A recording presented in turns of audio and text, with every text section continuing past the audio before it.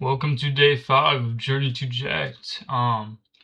It's been a minute, but I'm like posting kind of every week. I don't need to be posting every day because you guys are lifting like every day, but these videos are kind of just to update your routine and like keep you updated on what you need to focus on. So, today's roadblocks. Don't get confused by the title. It is basically I'm going to be going over like injuries, plateaus, and things that might hold you back in the gym, things that you'll encounter down the road. Because this happens to everybody, it's just what you do from that point. So, without further ado, let's get into it. So the first thing we're going to get into is injuries. This is almost guaranteed to happen. It doesn't have to be that way, but a lot of people, they don't prioritize good technique and they don't do what's needed to not get injuries. So one of the main things you can do to prevent injuries is prioritizing good technique, warming up properly, always warm up. I think the main thing with warming up is that you want to be doing kind of a weight that's not, you shouldn't be struggling on, but it's in the name. It's warming up your muscles, preparing it for the top set. And even when I warm up, I will kind of jump up like a staircase until I get to my top set, instead of like doing one mini warm up and then jumping straight into my top set. And I rarely get injured anymore, so I've always found that helpful. I will always do one, like not really a set, but like a 1 rep of my top set before I actually do it, to prepare my body and to get used to the movement that I'm about to perform. So if I'm like doing a top set of 320 on bench, then I will do like one rep of 320 before I actually begin, so that I prime my body and get ready for the movement. That also helps me with strength. It gets your body ready to perform the movement, and I always just found it better to do that way. Another thing is, don't let the ego dictate your weight.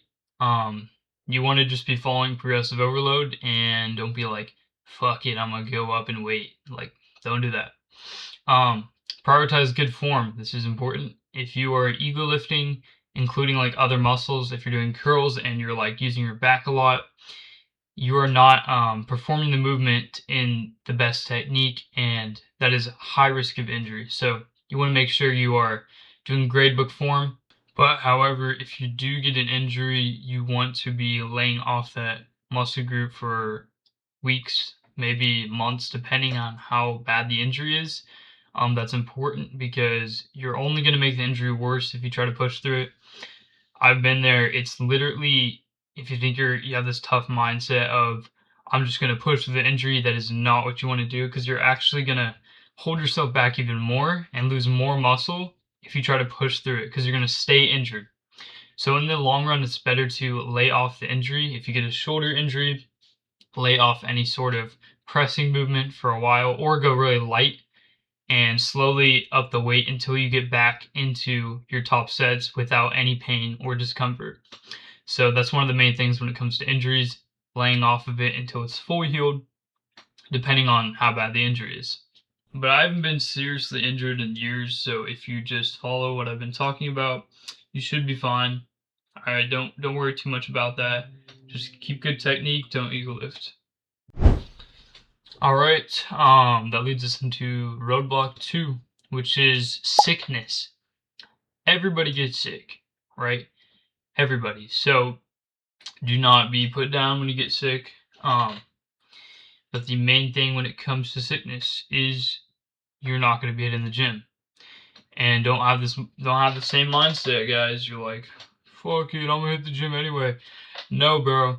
Trust me, if you are sick and you are hitting the gym, you're essentially taking away your body's productivity to get rid of your sickness, and you're taking away from that to use on your muscles to perform in the gym. So you're essentially just slowing recovery and making it worse. Someone who gets sick and they lay off of the gym to recover will recover so much quicker than someone's in the gym, proceedingly working out while getting sick.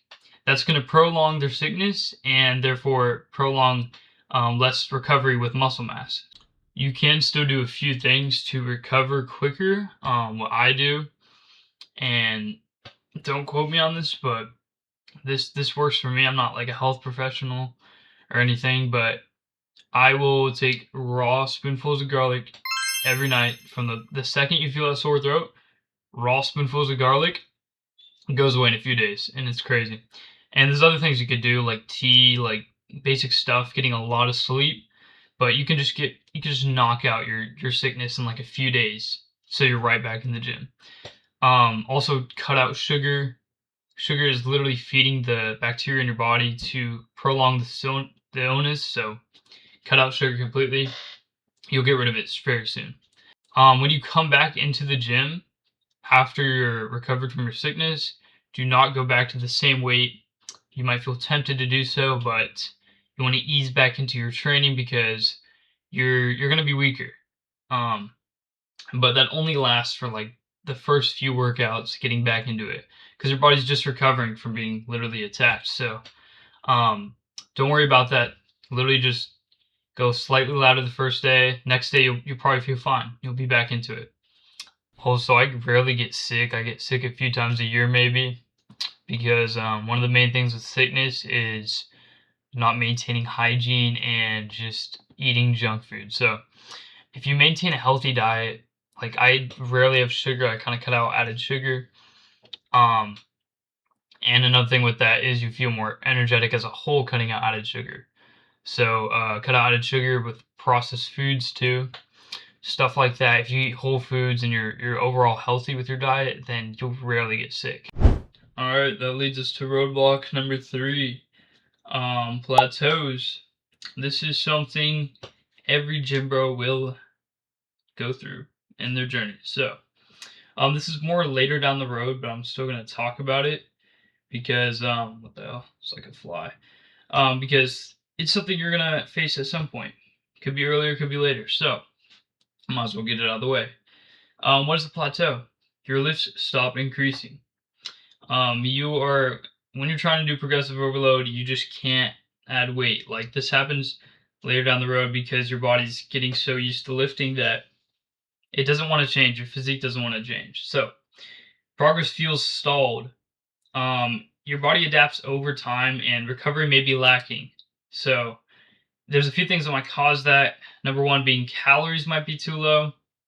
If your calories are too low, your body's not recovering to the max and it's not going to want to progress to the next level. So another thing is also applying progressive overload. If you are not doing that, your body has no reason to grow. So make sure you're adding weight reps every week.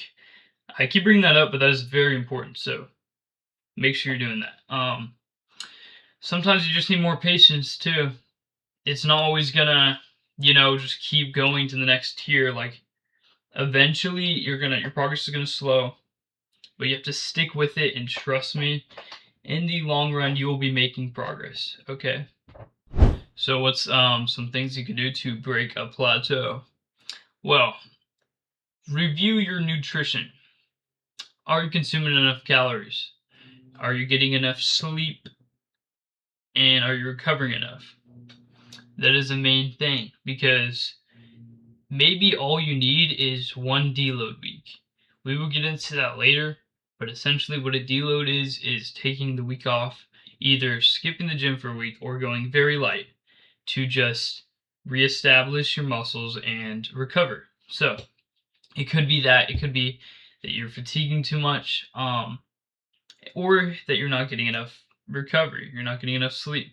So look at your diet, look at your recovery and nutrition, and add all those things up. Are you getting enough of each of those things? So one of the main things I want you to take away is a lot of this has to do with laying off the gym. I know it's hard sometimes, but sometimes it's better to just lay off the gym, recover, and the point of these roadblocks is to move past them. You don't just stop, turn around, you go past them. So this is just how to do that. Everyone deals with setbacks. It's just what you do with it, right? So, your progress won't be defined by setbacks you have, but it will be defined by how you respond to them. Quote, Abraham Lincoln said that sometime. No, he didn't. But yeah, that's going to conclude today's video. Thank you for watching. Make sure to follow the TikTok, JLifts, and the Instagram. My TikTok's kind of going up slowly, so I'm trying to stay consistent with that. Go past any roadblocks that I have with that. So, yeah, thank you for watching today's vid. I'll probably be posting in a few days, if not next week. And yeah, stay jacked, stay consistent. See you boys in the next video.